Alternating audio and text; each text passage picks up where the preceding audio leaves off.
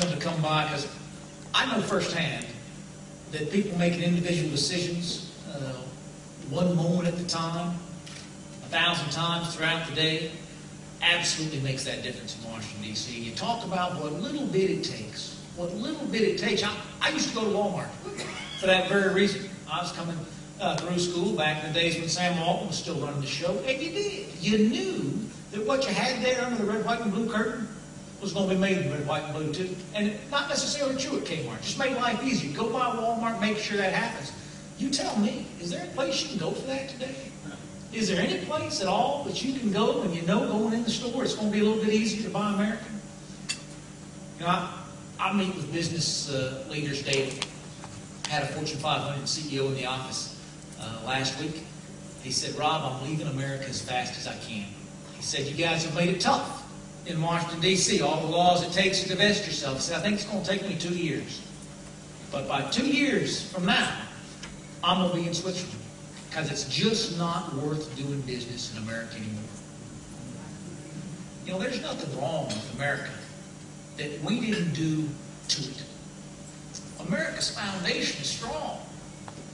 The principles on which America founded are still as true today as they were 200 years ago, but we have adulterated that foundation over the years with, I can tell you, Washington knows best policies, but certainly not families know best policies. When you do those things at the community level, when you do those things one family at a time, you can absolutely make a difference. I'll tell you, when we talk about, you heard Newt Gingrich over the weekend call Obama the most successful food stamp president in American history. Now, he's taking a lot of grief about that, but I know what he meant when he said that we are presiding, not just the president, but President Bush before him and whoever comes in 2012 after that, we are presiding over a decade of dependency, a generation of dependency. I spoke to three AP history classes at Brookwood High School, one of the finest institutions in this county. Said, who wants to grow up to be an entrepreneur? Who wants to grow up to run their own business? 3 hands.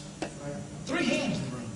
3 risk takers out of 100 of Gwinnett's best and brightest. That's not okay.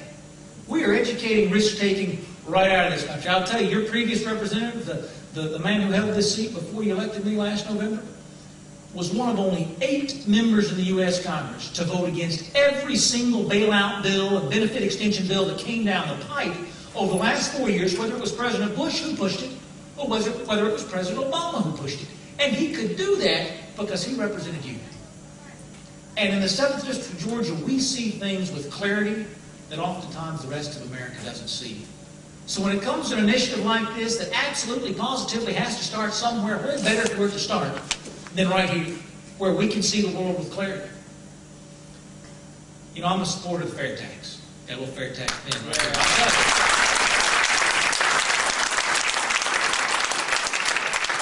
You want to talk about bringing jobs home to America. Talk about eliminating the highest corporate tax rate in the world, which is what we have in America today. And there's a reason for that. But let's start with corporate tax rates, because that's just where the big ticket items are. Where the job creation is, are all you folks filing S-corp documents, all you folks filing personal income tax. The risk takers aren't worried about corporate income taxes; they're worried about personal income taxes. And we've got to take advantage of that too. The fair tax, only tax bill in Congress that completely eliminates the disincentive to hire and places a tax burden where you and I know it has always existed, and that's on the American consumer, the only taxpayer that we have in this country. Only one. You know, there was a time, I credit President Bush with still dreaming the dream, but didn't work out quite the way he wanted. Do you remember the $600 spring tax credit that he gave to everybody here? Take this $600, go out and stimulate the economy. You know, that worked 40 years ago, when 80% of everything that we sold in this country was made in America. But in 2005, it didn't work any longer. Because the only person who made money on the deal was the cashier who had the job at Walmart. Or the fellow at the Dollar General who's working the cash register. Or perhaps the small business owner of the Ace Hardware who was importing all of his material from China, but at least he got to have a little bit off the top. You can't do that anymore. You can't stimulate the economy through American consumption unless you're a big truck. And I don't mean that the government really tries. I mean unless you and I really try. It's not easy. I was coming out here. Now, I took a look at everything in my wardrobe. My shoes, the only thing I'm wearing today, made in America. Shoes in my belt. My leather, made in America. If you shop at Joseph Banks like I do, you can't find anything that's made in America anymore. I got Malaysia, I got Indonesia, and I've got Guatemala.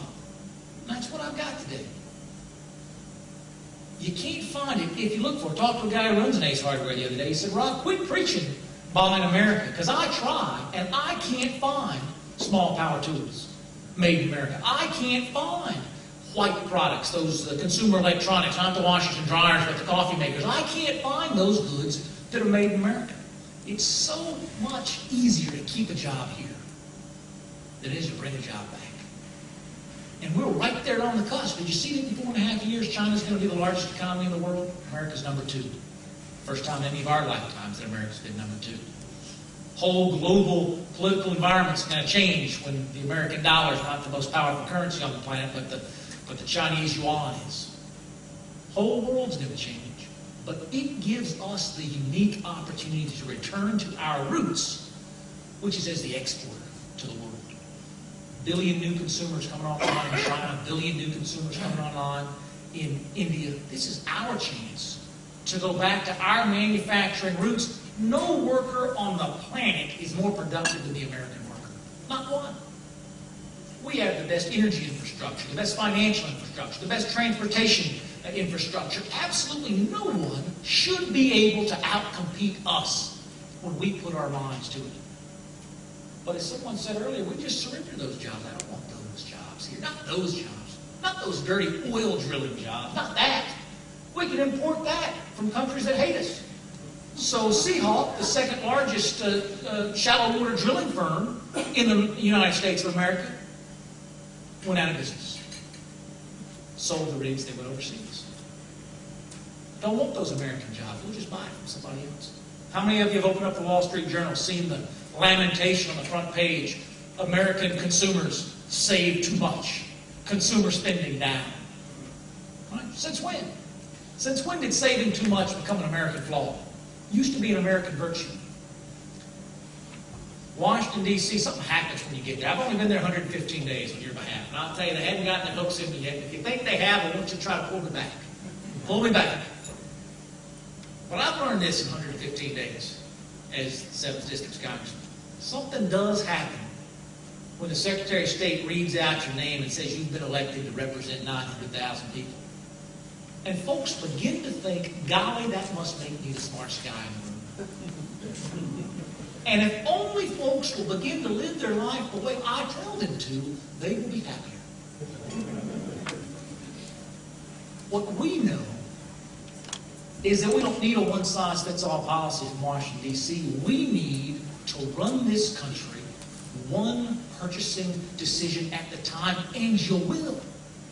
And you will. And that is the one message I want to share with you tonight, that you will run this country one small purchasing decision at the time.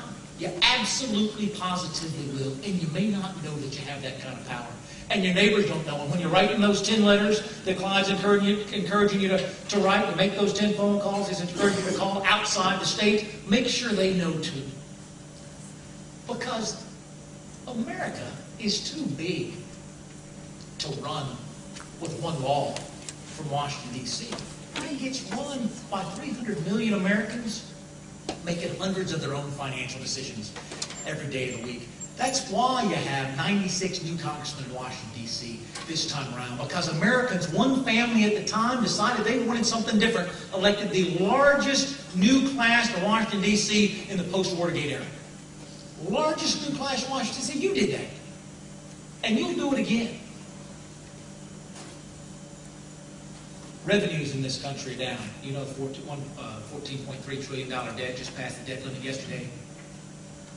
If Clyde had started his business on the day that Jesus Christ was born, and he was such a poor businessman that he lost $1 million a day, and he was such a poor Christian that he worked 7 days a week, and he did that every day, from the day Jesus was born through today, he would have to continue losing $1 million a day, every day, 7 days a week, to lose his first $1 trillion.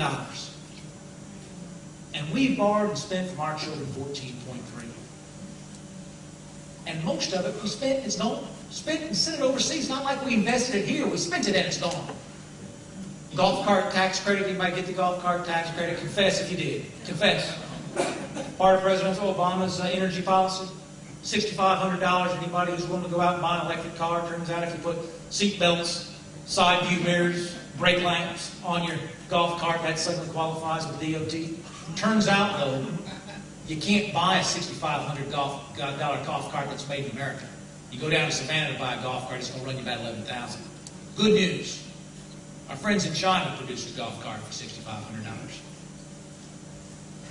IRS had to release guidance on December 31st that said, we told you had to take delivery by December 31st to get the tax credit, but there's a 3-month back order with the manufacturers in China, so really all you need is the VIN number, and they deliver it to you over time. That's what they did. It took them 3 months to fill the orders. American dollars going overseas.